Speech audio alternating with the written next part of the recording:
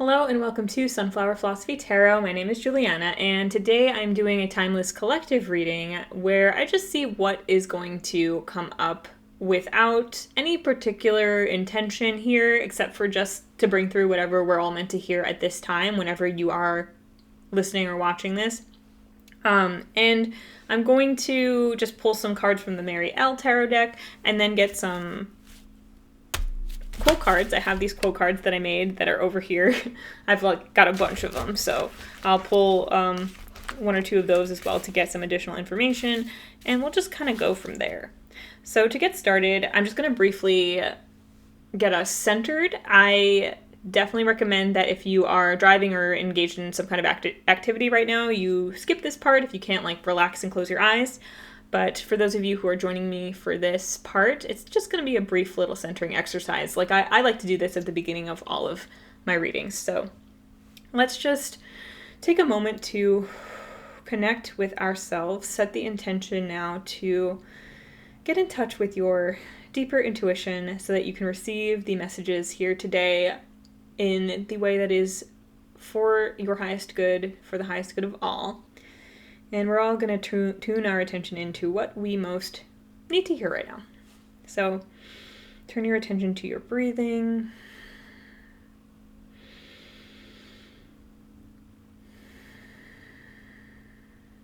And you can just notice it and allow it to be whatever it is. So if you notice that you're breathing in a certain particular way, that's okay. You don't have to change it.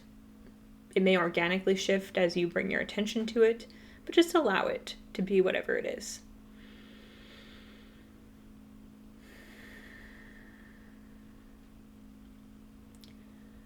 And with each exhale, allow yourself to sink more deeply into the surface that you are currently resting upon, just releasing any tension, anything that you're holding on to in the moment as you exhale.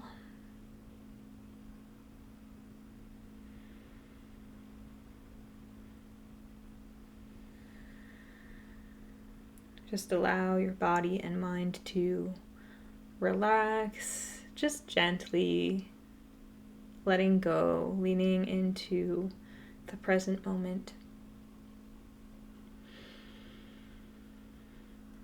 Perhaps dropping your attention down into your body.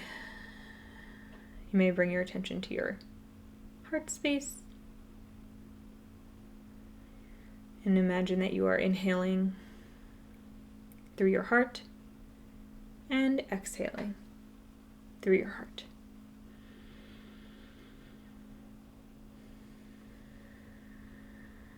Connecting now with love or with whatever sensations you meet in your heart space.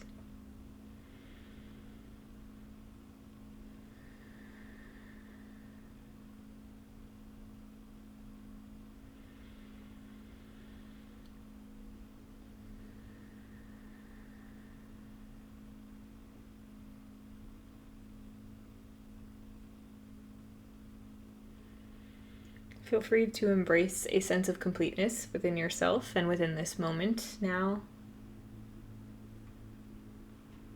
knowing that you are exactly where you need to be,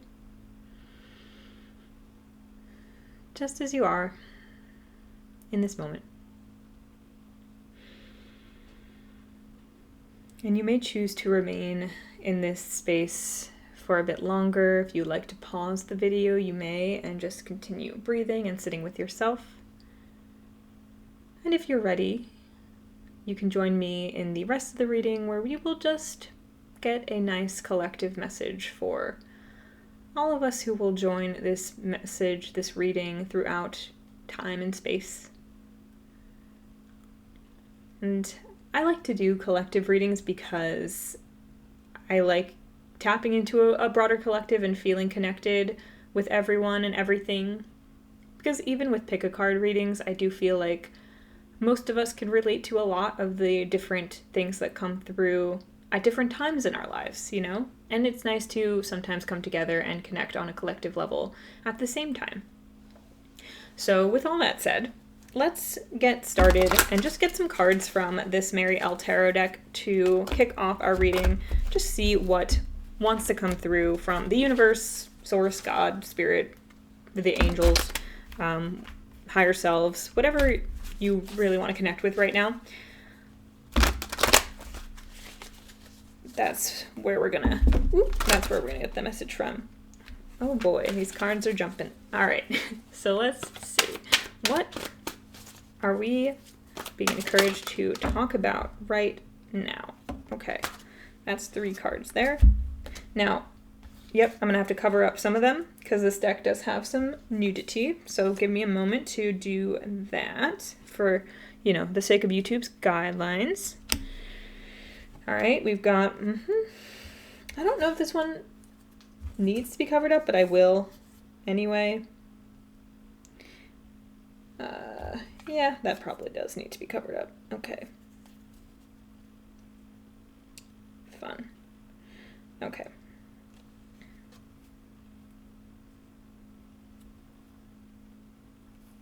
Yeah. Okay.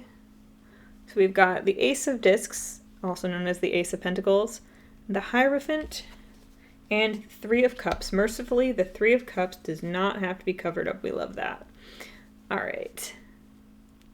And let's see, on the bottom of the deck, we have the 9 of Discs, or 9 of Pentacles, which I'm out of paper to cover that up, so I won't put it on screen, but I'll keep it in mind if the message requires it. So let's take a look at what we're working with. And as I do that, I'm also going to start shuffling up the quote cards so I can get a quote for each of these cards. So we have the Ace of Pentacles, the Hierophant, the 3 of Cups. Well, starting with the Ace of Pentacles, that to me, well, that's like a seed, right? It's always like a seed, a start of something new. And a start of something new in the physical realm that isn't always immediately visible. And let me also get a quote. Can I get a quote? So I just had to cut that out for a second so I just got the rest of the quotes, and I also had to recover up the Ace of Discs because that got uncovered. So we're just going to cut right now to where I have all the quotes. And for the Ace of Discs, the quote we have, first of all, we have this beautiful sun radiating on one side of the card, and then the quote says, "He gets drunk on just plain living," from The Outsiders by S.E. Hinton. For the Hierophant, we have 2 quotes. We have this one, which is kind of like a stormy, kind of gray and blue looking thing. And it says, "All negativity is caused by an accumulation of psychological time and denial of the present. Unease, anxiety, tension, stress, worry, all forms of fear are caused by too much future, and not enough presence. Guilt, regret, resentment, grievances, sadness, bitterness, and all forms of non-forgiveness are caused by too much past and not enough presence." This is from The Power of Now by Eckhart Tolle. And then we also have this card along with it, with these thorns and this heart, cracking, broken heart in the center. And it says, "That was his silent fear then, of losing another person he loved." From The Outsiders by S.E. Hinton. 2 Outsiders quotes. Interesting. And then for the 3 of Cups over here, hopefully you can see both of those. For the 3 of Cups over here, we have this image of the sunrise and sunset. And we have, "A morning can start off like any other, but by nightfall, things have occurred that could change a course forever." From Anne with an E. Specifically said by the character, Diana. So, going back to the Ace of Pentacles here. Okay, so yeah, this is always like potential, a seed, something that is about to start growing in like the physical realm. And with the Outsiders quote, "He gets drunk on just plain living." That's, to me, with the Sun card as well, that's like a very optimistic, radiant, positive kind of feeling. And it's almost like the feeling of having all this potential, right? All this potential in this like little seed, and nurturing it and radiating, right, the sun on it. And the idea that like the feeling of just getting drunk on just plain living, right? Like just really enjoying the moment, really being with yourself, with the moment, with whatever is happening, and enjoying like just the process of life being the thing that nourishes and nurtures all that potential of things that can grow in the physical realm. Like the seed is that potential that you hold in your life, in whatever you want to create. And the experience of like the deep enjoyment of life, of every aspect of it, being like the sun and the rain and the soil that nurtures and nourishes that seed so that it can sprout up and grow. And when we move over to the Hierophant here, this is where we talk more about the things that can stifle that process, that growth process, right? Which is like the anxiety and tension, the too much projecting into the future or pulling from tensions of the past, and creating like psychological time. Psychological time being like how our mental arena, our mental state is often what creates the illusion of time passing, right? And of time, of things that happened in the past still existing in the present, right? It might not be happening in front of us, but in our mind, in our body, it might still feel like it's happening on some level. And with the Hierophant being clarified by these cards, this is definitely about power structures and sometimes traditional structures being the very things that encourage this stifling of the enjoyment of life, of the things that actually nourish and allow the fruits of like what we want to create to grow. And I feel like with the Hierophant, it could be, because the Hierophant in this deck also is very much about nurturing. So the Hierophant can be a nurturing figure. There's definitely the potential for, like leadership and traditional structures, such as, even like governments or religious, structures to be nourishing, to feed, and the joie de vivre, right? The enjoyment of life. The things that will allow beautiful seeds to grow. And then there's also the potential for those to be the things that drown out, that actively kill and strangle and stifle that potential, that growth, right? And I feel that for each of us here, there might be a positive version of the Hierophant that we can point to in our lives, but there might not be at this time, you know?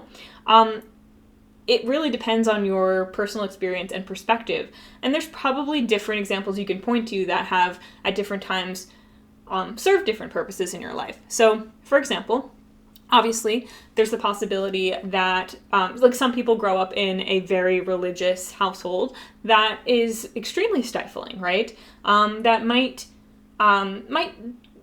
drift more into the like cult-like sort of arena where there's a lot of control. There's a lot of heavy emphasis on following the fold, on not really being creative or thinking creatively, but rather building your life after a specific structure that may or may not be suitable for who you actually truly are or what you actually truly want to create. And there can be a lot of conditioning in terms of instilling fear in followers who are afraid to stray from the fold, right? So even if there's some positives that come along with the experience, the overall enforcement of fear and a lack of being able to step outside the box, to think outside the box, to question or to, stretch and grow, that can over time really kill a person's spirit. And it can make it really hard to leave that situation and explore outside of it if you've been trained and taught to fear everything that exists outside of that group. And this can apply on broader scales, not just like things that have been specifically labeled as cults, but even in like the case of certain cultures and countries. If there can be so many beautiful things that come from growing up in a certain culture, in a certain country, positive aspects, things that nurture and nourish your spirit. And there can equally be things that do the opposite. And depending on what has been emphasized more heavily in your life, and depending on what you've bought into more heavily. And depending on how much fear there is and restriction around what you can and can't do and can and can't think and can and can't say and how you can and can't express yourself, one can outweigh the other, right? And stepping outside of that experience might be the only way to fully experience the kind of growth that you're looking to have. And so this is something for us, I think, on a collective scale. Obviously, it can speak to each of us individually in a different way. And that's the beauty of these messages, is that it's like so many things, like we are all taking in the information that we need to hear in the way that we need to hear it, which may not be the way that I even am intending it or the way that I think I'm saying it, right? We're all going to get what we need. But I do feel like on a collective level, no matter what our individual experiences are, this is a reminder and an encouragement to pay attention to what the individuals in power, what the existing structures, and what the popular narratives that we're surrounded by that are preaching down to us, right? That are here to nourish us or not. What are they actually saying and what are they actually making us feel, right? So is there a spiritual leader or a political leader or a community leader who is giving us something that feels nourishing, right? Nurturing to our souls, that's making us want to expand and feel light and excited about life, right? And ready to enjoy life and really excited about the possibilities of life. And are there also some that are making us afraid of life, instilling a fear in us, making us feel reliant on them and their ideas and their structures and things that they say are true? Is there a restriction? Is there a sense of lack of fulfillment or lack of ability to think outside of what a certain person or structure tells you that you can think? And in assessing that energy, we can recognize where something is feeding us and where something is taking away from us. And we can set boundaries accordingly. We can say, okay, this structure that might exist outside of myself, but I am perceiving as something that is nourishing and feeding my joy in life. This is something that is worth paying attention to and taking heed of and maybe even involving myself in, right? This is really fun for me. So an example from my personal life would be, I recently just started doing The Artist's Way. I just joined a group to do that. And the person who organized it is someone who I like and trust and enjoy their energy. And the principles of The Artist's Way to me feel very expansive, right? It kind of lights me up inside. It makes me feel excited about what I can find and explore within myself. So even if there is some kind of, a little bit of anxiety in terms of like how I'm going to feel during the whole process, the idea of following some of the principles in the book and the idea of following the practices in the book overall make me feel excited.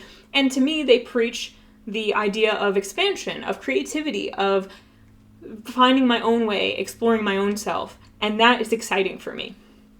And another example is Druidry. I met a Druid when I was in Ireland, and I really appreciated the way that she presented how she interacts with the concept of Druidry, which is a very nature-based, ritual-based system of, and also a spiritual exploration that is largely individual, but also can be taken up on a group level if you wanted to join a group as such.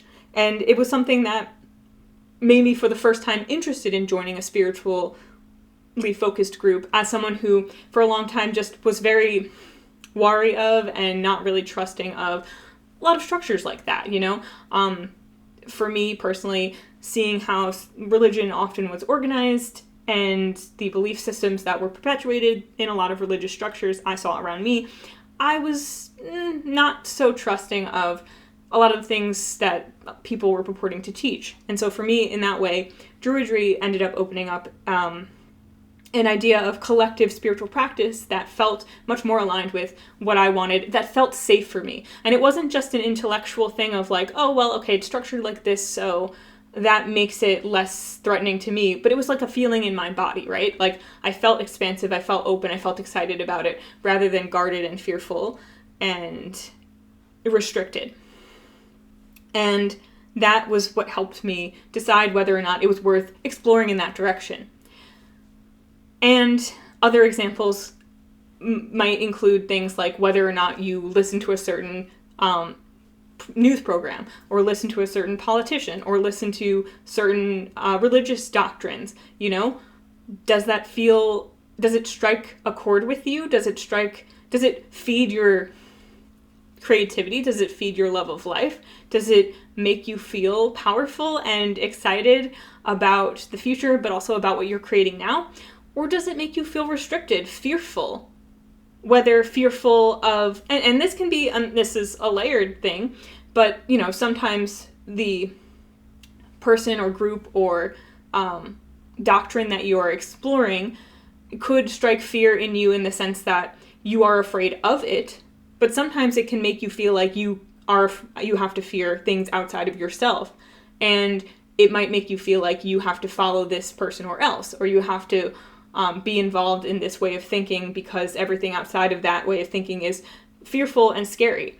And notice that, and I would encourage you to be suspicious of that. If anything is causing you to feel restricted in that you can only associate and be with this kind of person in that kind of environment, and it feels restrictive and not expansive, it may not be for you. And this might just be something that's like super obvious to most people listening to this, but it can actually be a very subtle experience when we experience it for ourselves, because the examples I'm giving, especially in terms of like really bigger, broader collective things, might be more obvious, but this can be a process that we go through within our more day-to-day experiences as well, that are more subtle and not as far-reaching and not as obvious to our sensibilities. And it's also just worth exploring within ourselves, because it can help us understand what it is that we are actually looking for out of life, and noticing what stokes our joy can also help us engage with things more deliberately, that we're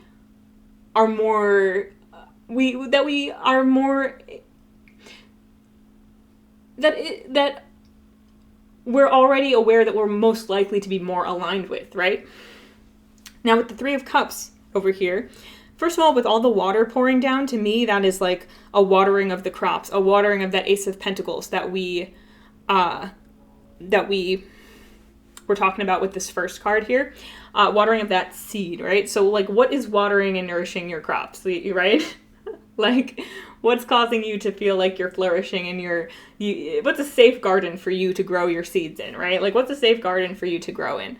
And who's holding the watering can, right? Is it you, or is it someone who puts that watering can into your hands, or is it someone who restricts your access to water and says you can only get water through me and me alone, right? And like, what feels better to you? And with the Three of Cups being clarified by this, morning can start off like any other, but by nightfall things have occurred that could change a course forever. This is also a reminder that even, like, first of all, changing your beliefs and changing your thought processes can be a gradual process, can happen over time, but there can also sometimes be sudden shifts or changes that are unexpected and might not be something that you could have ever predicted for yourself, right? And opening up your mind and opening up your heart to new ways of thinking and doing things and new ways of seeing things might, even if it has been a gradual process, it might happen in a way that seems sudden or overnight, even though you might not be aware of all the ways in which the universe was stacking up things that caused you to this perspective shift, this change. I also feel like with the Three of Cups, it could definitely also be talking about like friendships, relationships, like group gatherings, and also just having fun. It's also having fun. It's I'm getting the feeling of like time flies when you're having fun. Almost like in this process of like waiting for the seed to sprout, right?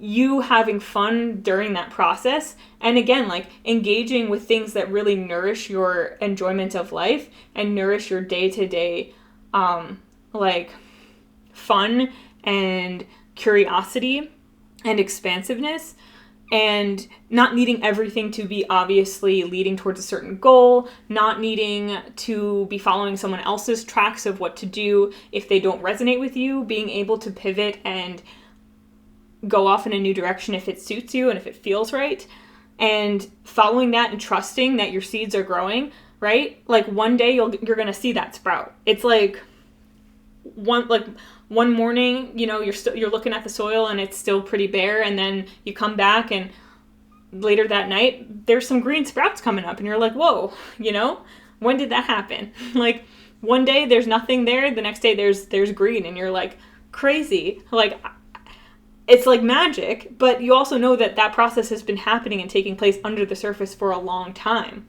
And again, paying attention to how you're watering your soil, what food you're taking in, what nourishment you're taking in, and how it's making you feel. If it feels like it's something that's growing you or if it's something that's inhibiting your growth process, and just being able to prune that away, refine that process for yourself. Just taking care. I'm getting this feeling of like you're like, you know, taking care of your like taking care of a garden, taking care of a plant, and like nourishing it and talking to it. And are you going to tell a plant that you really want to grow, that you really love, that it like, oh, you're so slow, you're not growing fast enough, you're really stupid, and why aren't you doing it this way? You should be doing it that way. Or are you going to be like, oh, you're doing such a good job. Oh, I can't wait to see what you look like. Oh, I love every day when I get to come home and water you. Like, you know, and are there people in your life? Are there doctrines in your spiritual practice? Are there things that you're taking in from other people that are encouraging you in that growth process, or are they discouraging you? Simple as that.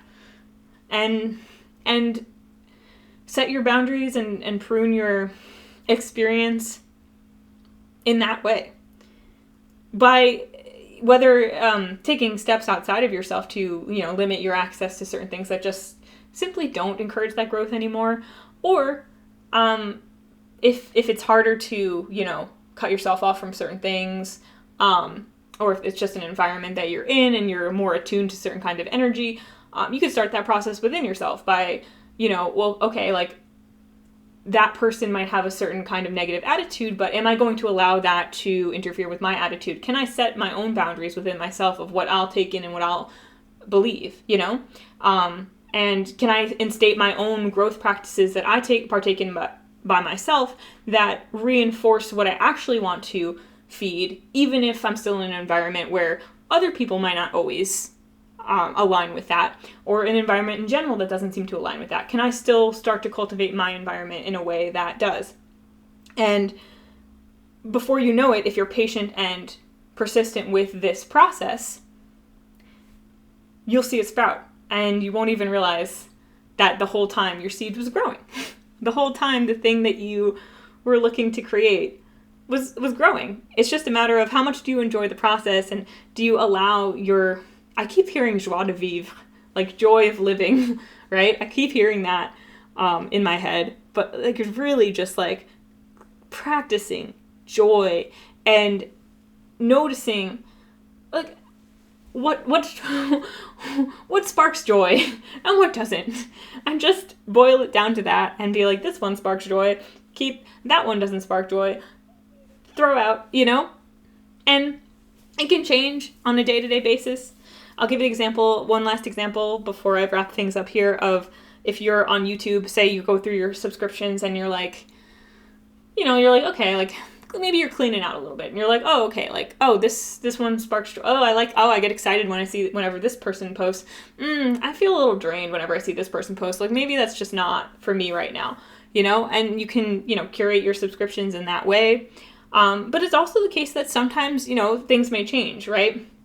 You might not be sparked by one thing one day, but then all of a sudden your relationship with that thing changes and you're all of a sudden like, actually, that is inspiring to me, right? And that can always change. You can be flexible with that. You don't have to be dogmatic about it, right? You don't have to be threatened by things that don't quite encourage that excitement within you.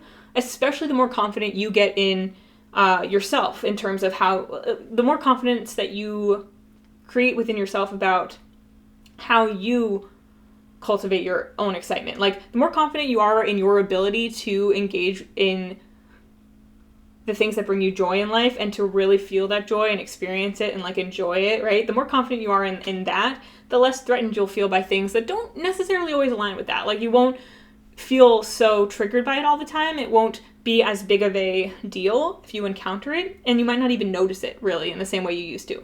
But you have to build that confidence, and so that might be something that we're all being reminded in this moment, is that building our own confidence in our own ability to get drunk on just plain living and figure out what that even means for us and what sparks that feeling in us, and can we engage with it more and more on a regular basis and bring that into our own experience, and not let structures and power structures that might seem bigger than us, not let those tamp us down, right? Not let them trample over our soil. Trust that we can still grow through any of the storm that those structures might try to bring on, and also feed into any traditions and structures and practices that actually do speak to us, that do nourish and grow us, right?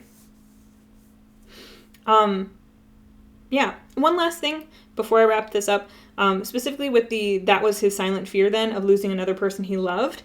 For those of you who are feeling like there's certain actually like groups you're a part of, or maybe like schools of thought that like you and a lot of your peers share around you, or just like you're in an environment where like you're like, this isn't serving me anymore, but if I leave this environment, I'll lose a lot of people, right? That might be something that keeps you sometimes stuck in a way of thinking, a perspective, a doctrine, or a religious structure that doesn't serve you anymore, because you're afraid to lose that community, afraid to lose people that you love, afraid that people won't understand your new way of thinking or being. And that is a totally understandable fear and experience. And again, something that we probably can all relate to on some level, in some way, whatever our situations in life. And that is something that is, you don't need to rush yourself through that process. But if it is something that's stopping you from changing some things about your life, it is worth exploring that fear. And I think each of us will have to decide exactly what we do in those situations on our own. But it's worthwhile to... It's gonna depend for everyone, because I do feel like sometimes we change and grow, and the people around us surprise us by being okay with that and or changing and growing themselves. And sometimes we change and grow, and some people aren't along for that ride. And we have to decide what is more important, keeping a certain person in our life in a certain way, or our own growth and moving forward and allowing them to either join us or allowing them to go on their own path that might take a different road than we are taking. And you might be surprised.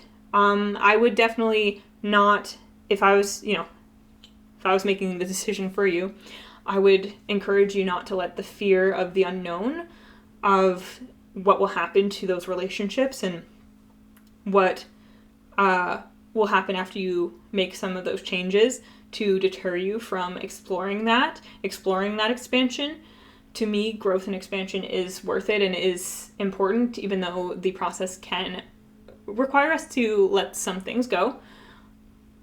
But sometimes it's also in the process of letting go of our own limitations that we enable others around us to let go of theirs. So it will possibly serve you and the people you love in some way or another. In fact, I would say that it will definitely serve you and the people you love more to grow and to nourish your joy and yourself than it will to stifle that, because you're afraid of losing the people you love in the capacity that they're in your life now. Because well, if someone being in your life means that you have to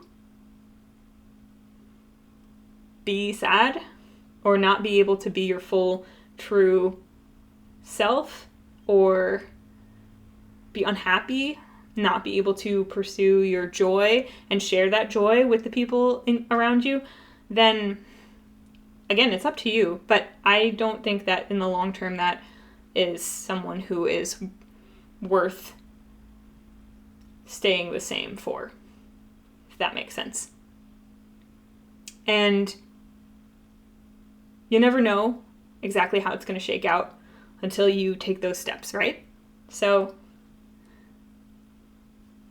might actually work out for the better for all of you. So, with all that being said, I feel like that is it. That's all we've got here today. So I hope that was helpful in some way, and I hope that was just an enjoyable listen. Please let me know in the comments if this resonated, if you had any personal insights or intuitions throughout this reading. Let me know how it spoke to you. If we can get a collective kind of conversation going, that would be cool too. Talking with one another about how these kinds of themes interact in our own lives and how we might relate to each other. That's kind of the idea behind these. But before I lose my last candle here, let me wrap it up. So thank you so much for watching. If you are interested in personal readings, we do offer them on sunflowerphilosophy.com. So I'll put that link in the description. And if you are interested in hypnosis or human design, we also do those services as well. So check that out. And thanks again. Have a wonderful life. And I will see you in another reading again sometime very soon. Bye.